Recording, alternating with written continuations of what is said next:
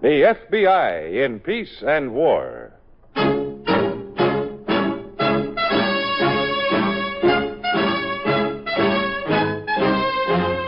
Another great story based on Frederick L. Collins' copyrighted book, The FBI in Peace and War.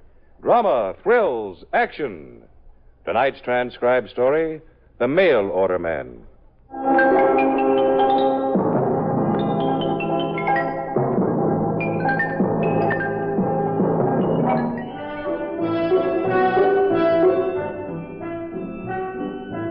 James G. Ellery, acknowledged by his fellow conmen as one of the sharpest swindlers in the business, was working the Midwestern states during the summer of 1954 and was doing very well at his racket.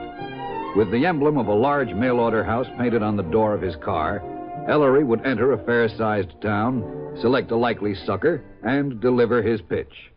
And then he said, would you be interested in selling this property, Mr. Maple? And I said, you mean sell my store? The whole business? And he said, that's what I mean, the whole business. Oh, my. And I said, well, what would Johnson, Bailey and Company want with a little grocery business like this? And he said, now, look, I'll be frank with you, Mr. Maple. What we want is this corner property. And I said, oh, you mean you just want the building? And he said, no, we don't want the building.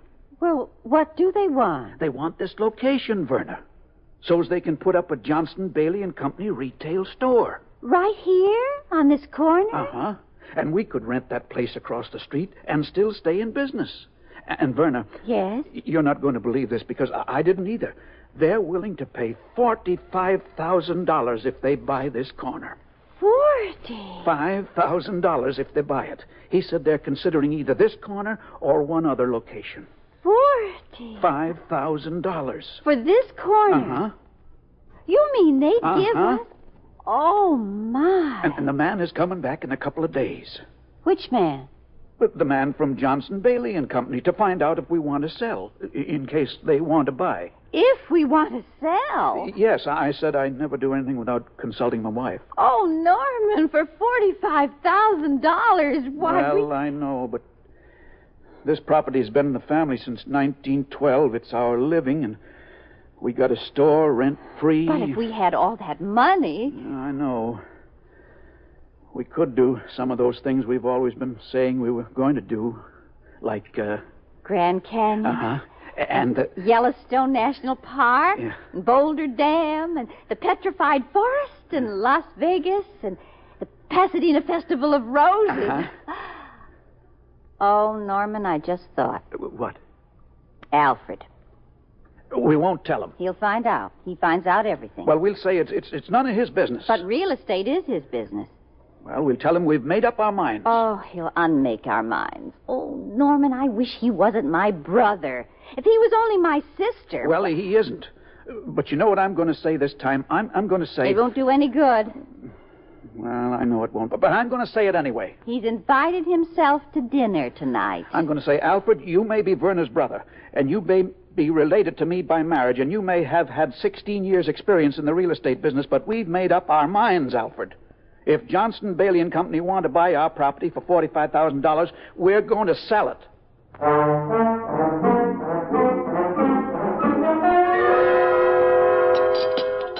So you're going to sell it? Yes, we are, Alfred. We've made up our minds. You're going to sell this valuable corner property for $45,000. Alfred. Don't interrupt, Verna. Alfred, last year you said you wouldn't give $12,000 for this property. You said the business trend was away from this section of the town. Oh, you're wrong. What I said was... No, you did say that, Alfred. Now, I remember distinctly. What I said was the business trend is away from this section. But if some big outfit was real smart, they'd come in here, reestablish the values, and reverse the trend. You said no such thing. Can I have some more meat? Well, anyway, we've made up our minds. And a little gravy, please. We've decided... That's fine, thanks. You decided to let this corner go at a sacrifice without consulting me, even though I'm in the business. No, that's not so. We simply decided... Well, did you consult me? Alfred. You didn't, did you? I got a background of 16 years' experience in this real estate business. I've handled properties in every part of this state. How about some more asparagus, Alfred? I'm considered one of the most accurate appraisers in this area. In fact, I was twice voted the most aggressive salesman in the entire county. Alfred. And you decide to sell your property for a lousy $45,000 when you can easily get $60,000. I think I will have some more iced tea. Did you say 60? I did? And last year you said... Never mind what I said last year. If I'm going to handle this deal for you... Well, who said anything about... Well, certainly you're not going to let them take advantage of you. I mean, after Oh, all... Alfred, please keep out of this. Let them jip us if they want to. Verna, I'm ashamed. No, what she meant, Alfred... I know what she meant. She'd rather throw $15,000 down the drain than let me help her. It isn't that, Alfred. Oh, yes, it No, is. it isn't. I only meant... It's all right, Verna. Fortunately, I'm not oversensitive. I'll handle this thing for you without commission. However, I will make one stipulation. Alfred, we don't want you to waste your time. Honest, we don't. I'll make this one stipulation. I'll be allowed to have any corollary benefits that accrue from the negotiations, if any. Alfred. Now, when is this man coming back to see you, the one from Johnson Bailey? Well, I don't know, really. I mean, he said... Well, it's not important. I just wanted to know, so I'll have my plan of action. Alfred. Verna, stop worrying, will you? I'm taking care of this. They're not going to put anything over on you. That much I can guarantee.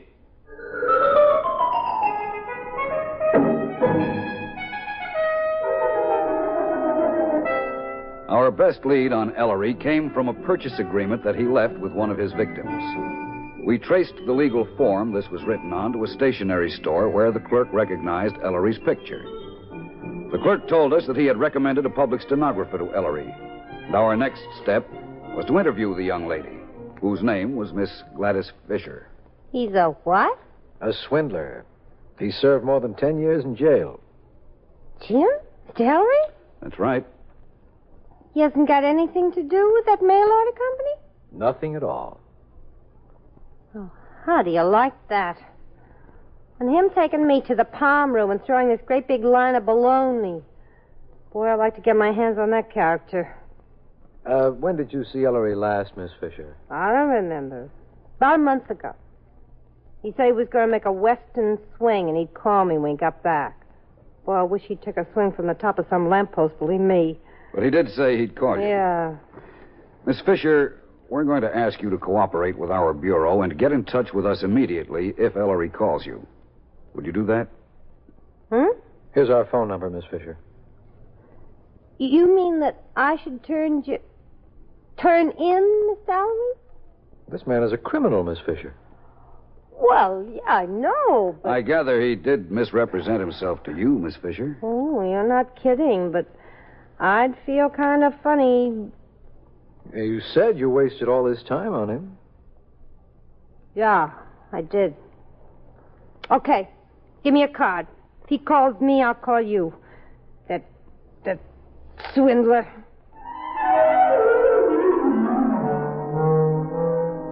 Having made arrangements with Miss Fisher, we followed a number of dead-end leads on the elusive Jim Ellery. While we were doing this, Ellery had completed the first step in taking a new victim.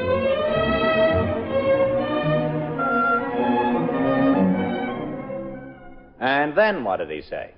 Well, he said it was definitely between our location and this other place, and they'd decide in a few days. Yeah, I know the other place. It's that corner on 6th and Walnut. Oh, Alfred. Now, listen, don't tell me it isn't. I know what's going on around this town. What else did he say? Well, that's about all. Verna invited him to have a cup of coffee, so we sat around and talked a while. Talked? About what?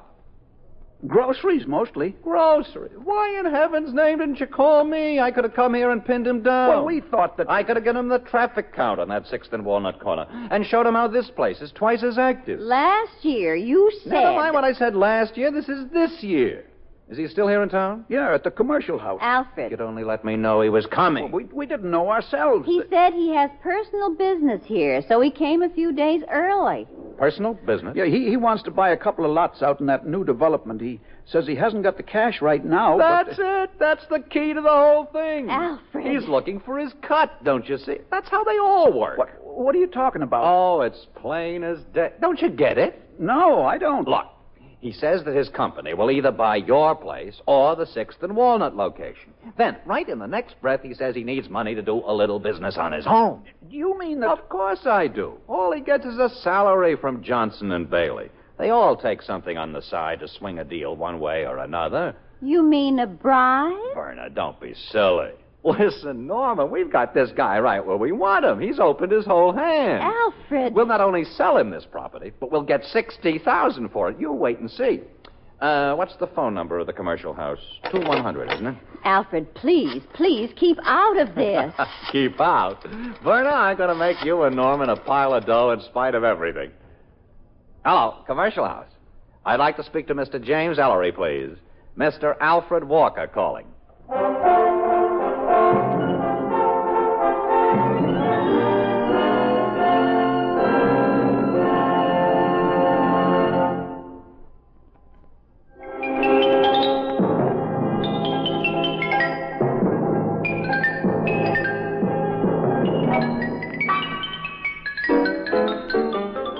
Several weeks after our visit to Miss Fisher, she received a postcard from Ellery. But it was sent from Indianapolis and merely said that he was trying to wind up some business and would see her soon. As we found later, the business he was winding up concerned a retail grocer named Norman Maple and his brother-in-law, Alfred Walker. Yes, that's true, Mr. Walker. We are considering a location in that section of town, too. I've got even money. It's that piece on 6th and Walnut. Well, it could be. How about another drop of scotch? I don't mind if I do. May I say one thing, Mr. Walker? Yeah, what's that? Real estate-wise, you're a pretty shrewd article. I get by. I'll bet you do. Say when. Yeah, that's fine. Soda? No, thanks. I want my head clear when we really get down to business. Oh, I see. We aren't down to business now. Do you think so? Well, I don't know. You tell me. All right, we'll put our cards right on the table. My brother-in-law says you're interested in buying a couple of lots here in town, but you're a little short of cash. Is that right? Well, we were only chatting casually. Oh, Mr. Ellery, let's cut out the preliminaries. How much were those lots you wanted to buy? $4,200. Oh, must be pretty nice lots. Oh, yes, they are. You, couldn't get them any cheaper? No. I see. All right, you drive a hard bargain, Mr. Ellery, but I'll tell you what we'll do. If Johnson and Bailey buy my brother-in-law's place for $60,000, we'll see that you have enough cash to invest in some local real estate. $60,000. Worth every cent of it. I'll show you the traffic figures for that area. I don't think I could sell my people on that price, Mr. Walker. I'll bet you could if you tried. Well, Of course, if you think it's totally unreasonable. Oh, no. I didn't say that. I didn't think you would. Let's face it, Mr. Ellery. You and I have been around a bit. We know how these things can be handled, right? Yes, I guess we do. I tell you what, here's my office phone. When you sell your people on the deal, let me know. Now, I can't promise anything. Oh, that's all right. We don't promise anything either, but if you need $4,200, we may know where to get it.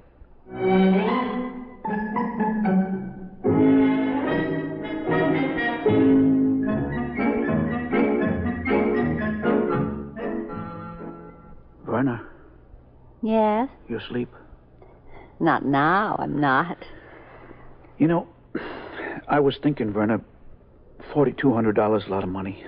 I know it is. We'd have to take a loan someplace. I know we would. But if we sold the store for $60,000, We could take that trip. yes, we could. It's a real pretty trip. I know it is.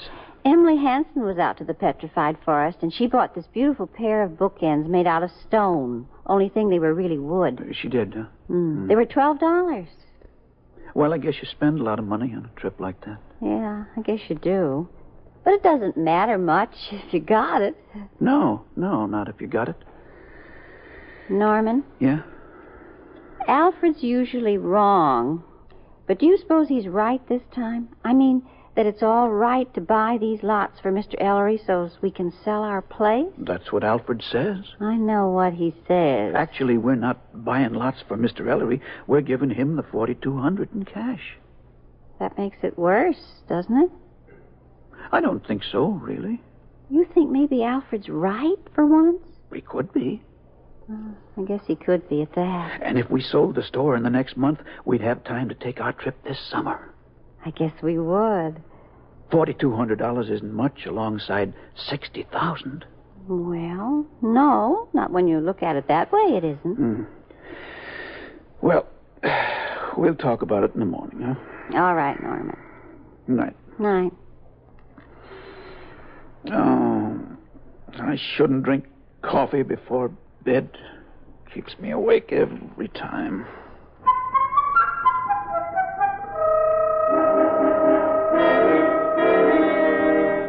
When Ellery's latest victims were properly set up, Gladys Fisher received a long-distance phone call at her office one afternoon. The call was from Waynesboro, Indiana. Yeah, I'll hold on. Hello, Gladys?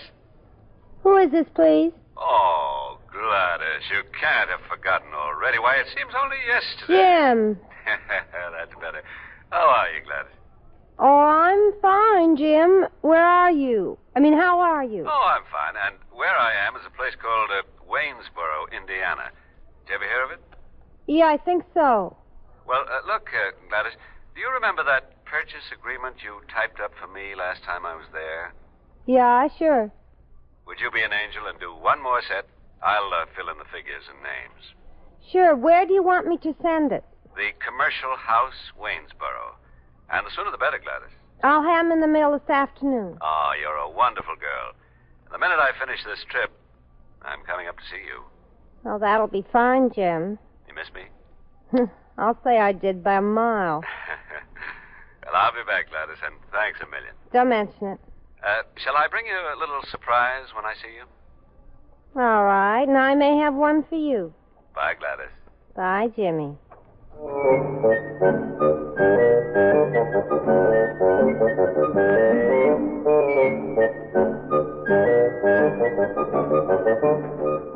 As soon as Gladys Fisher hung up the phone after talking with Ellery, she called our bureau. Within minutes, Agent Reynolds and I were headed for the Commercial House in Waynesboro, Indiana. So I said to him, Waynesboro's on the move, Mr. Ellery. If you want my honest opinion, I think we're giving away this property at $60,000. How do you mean we, Alfred? Well, Verna, I know that you and Norman haven't got much ready cash around, and I figured, why should we let this thing out of the family? So I thought I might kind of come in on it by furnishing the capital. How do you feel about that, Norman? Well, What would you get out of it, Alfred? The satisfaction of a perfectly executed deal. The what? Oh, it's something you wouldn't understand, Verna. Norman knows what I mean. It's me, Alfred Walker, versus one of the biggest mail-order houses in the country. David versus... How much does that add up to in cash, Alfred? That's my Verna. Look, give me whatever you think I deserve for the extra $15,000 I'm getting you, and that's all I ask. Alfred. Anything you say. Half will do. Alfred. It isn't the money. It's the satisfaction... Alfred. Yes? We'd rather you didn't give us the money, Alfred. Yeah, I know that, Verna. And I know you two innocent babes would let this deal walk out the door, so I just took the liberty of coming in anyway. What? I paid Mr. Ellery the $4,200 an hour ago. Here's your purchase agreement. All you have to do is sign on the dotted line. You paid him? That's right. I gave him a certified check. There's a time for words, and there's a time for action. And one thing I pride myself on, Verna, I know which is which.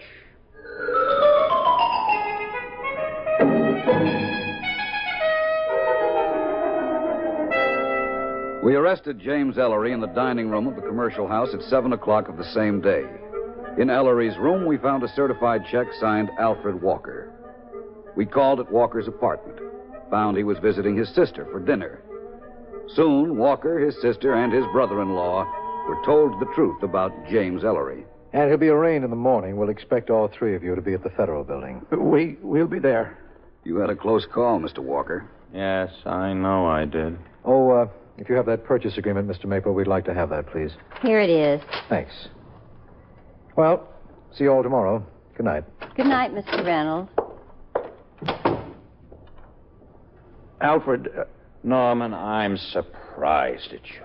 Really, I am. surprised at me. For what, Alfred? For putting me in this embarrassing position. Putting you in it? Wasn't it your idea? It was my idea to perform a simple act of kindness. I didn't think I'd become involved with a swindler. Well, surely you don't think that we... Frankly, I don't know what to think, Verna. If either of you had taken the elementary precaution of checking this man with Johnson and Bailey. If either of us... Don't get upset. A phone call would have done it. Naturally, I'd assumed you'd taken care of that, so... Alfred Walker, you're going to make me so angry, I'm going to tell you to go right straight home this minute. You don't have to tell me, Verna. I'm going. All the nervy things to say. You were the one. All right, Verna, I'm willing to be a good sport, but let me ask you one thing for the future. Never, Verna, solicit my advice on any business transaction from this time forward. Never. Is that clear? Well, of all... No, Verna, he's right. We did take advantage of his generosity. What? Good night, Alfred, and please don't be angry with us. We promise you faithfully we'll never ask your advice again. Never. Good night, Alfred. Good night, Norman.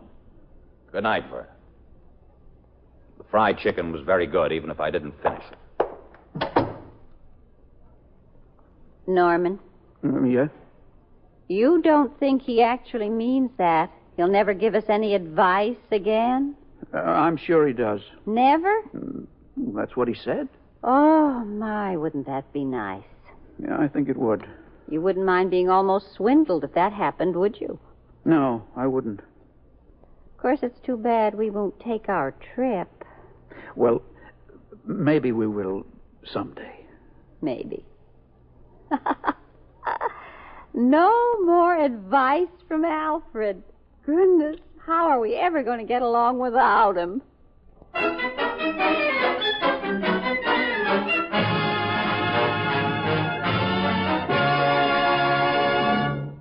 James Ellery was convicted on numerous counts of fraud and sentenced to 3 years in prison. We understand from the warden that Ellery is a model prisoner and will be out soon. We hope he's reformed, but just in case he hasn't, it will be well for businessmen with good store locations to beware of the mail-order man.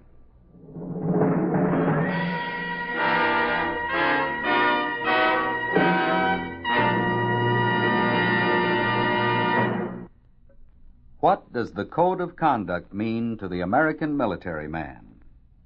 For one thing, it means coordination. Like a machine which depends on all its parts working together to ensure smooth operation, a military unit depends on the cooperation of every man if it is to be successful. Marcus Aurelius, one of the world's greatest military experts, put it this way: "We soldiers are born for cooperation, as are the feet, the hands, the eyelids, and the upper and lower jaws." And he was right. One cannot work successfully without the other. Each man must be responsible for his own actions, knowing that how he conducts himself affects the actions and well-being of others. That's what the code means to the American military man.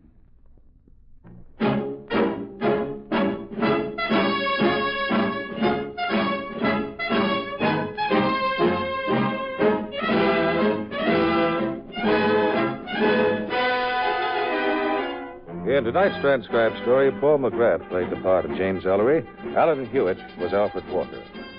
This radio dramatization for the FBI in Peace and War was written by Louis Pelletier. These programs are produced and directed by Betty Mandeville.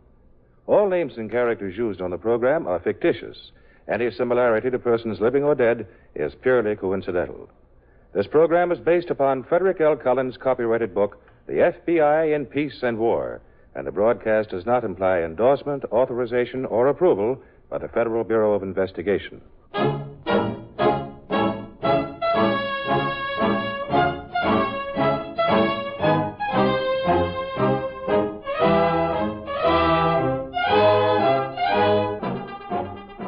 This is the United States Armed Forces Radio and Television Service.